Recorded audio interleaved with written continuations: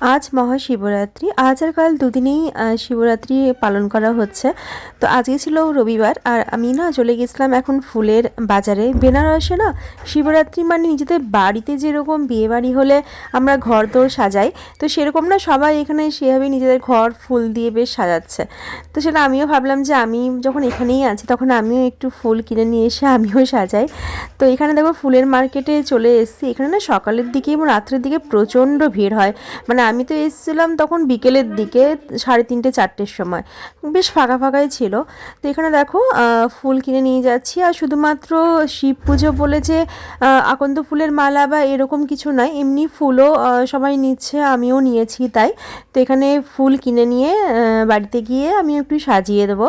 তো আপুচকির না পরীক্ষা চলছে অ্যাকচুয়ালি, কালকে থেকে ওর পরীক্ষাও স্টার্ট হয়ে যাবে, আর অ্যানুয়াল পরীক্ষা বলে কথা, বুঝতেই পারছো। আর কালকে মাসিমণির বাড়িতে রুদ্রাভিষেক আছে সকালের দিকে, তো সেখানেও যাব।